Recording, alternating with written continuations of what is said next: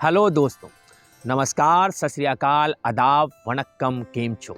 मैं अमित सागर जीतेंगे हम की दुनिया में आपका एक बार फिर से स्वागत करता हूं। बहुत वक्त हुआ हम लोगों ने आपस में कोई बात नहीं की।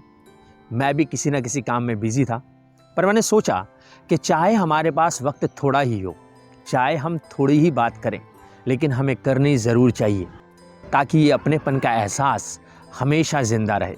क्यों?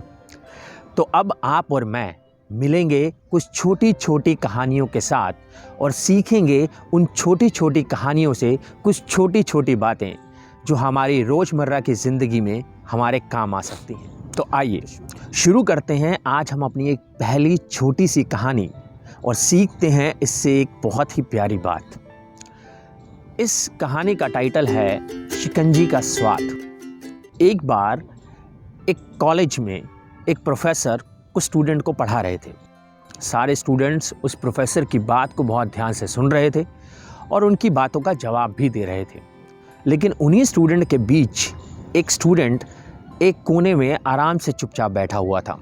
वो ना तो उनकी क्लास में ज़्यादा ध्यान दे रहा था और ना ही उनकी किसी बात का जवाब दे रहा था। प्रोफेसर ये सब देख रहे थे, लेकिन उन्होंने उसे कुछ नहीं कहा। जब 4-5 दिन ऐसे ही बीत गए तो उन्होंने उस स्टूडेंट को अपने कैबिन में बुलवाया और उस स्टूडेंट से पूछा कि क्या बात है, तुम इतने गुमसुम और उदास क्यों बैठे रहते हो, कोई परेशानी है क्या? तो स्टूडेंट ने उस प्रोफेसर को बोला कि सर, ऐसा कुछ नहीं है, बस मेरे अतीत में कुछ ऐसी बातें हो गई हैं जिसकी वजह से मेरा मन हर वक्त ख़राब रहता है और मैं परेशान सा रहता हूँ। इस पर उस प्रोफेसर ने उस स्टूडेंट को कहा कि ठीक है, तुम शाम को मुझे मेरे घर पर मिलो।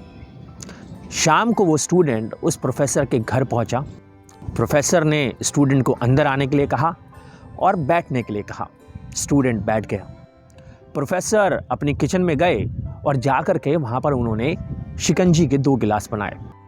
उन्होंने जानबूझकर उस स्टूडेंट की शिकंजी में नमक को ज़्यादा डाल दिया और वो शिकंजी लेकर उस स्टूडेंट के पास आ गए और उन्होंने शिकंजी उस स्टूडेंट के हाथ में पकड़ाई और कहा कि लो, शिकंजी पियो। उस स्टूडेंट ने शिकंजी का गिलास उठाया और उसे पिया, पर जैसे ही उसने पहला घूंट लिया तो अधिक नमक होने की वजह से उसका मुंह अजीब सा बन गया। उसने कुछ नहीं कहा, लेकिन प्रोफेसर ने उस स्टूडेंट को देख लिया। प्रोफेसर ने स्टूडेंट से पूछा कि क्या हुआ, कुछ प्रॉब्लम है क्या, शिकंजी सही नहीं बनी?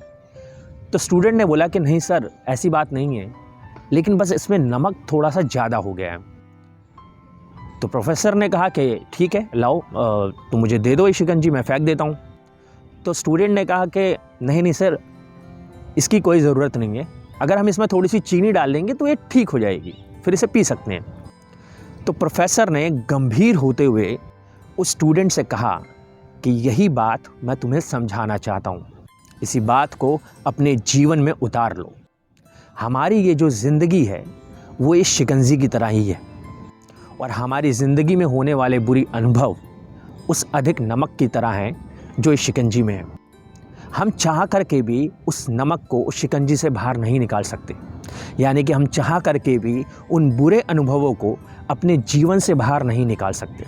लेकिन हाँ, अगर हम उसमें थोड़ी सी मिठास डालेंगे, थोड़ी सी खुशियाँ डालेंगे, तो ज़िंदगी बैलेंस हो जाएगी, जिस तरह से ये शिकंजी बैलेंस हो जाएगी।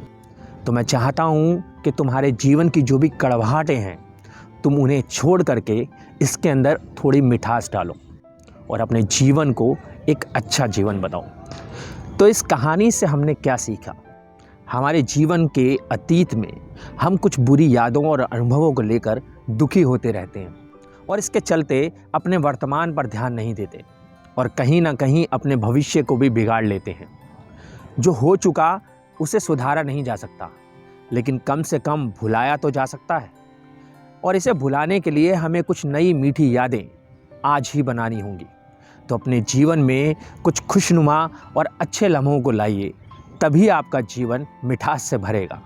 तो इसी छोटी सी कहानी के साथ और इसकी एक छोटी सी सीख के साथ खुश रहिए, मुस्कुराते रहिए और इस बात को हमेशा अपने दिल में रखिए कि चाहे कितने भी हो गम, पर जीतेंगे हम। जय हिंद।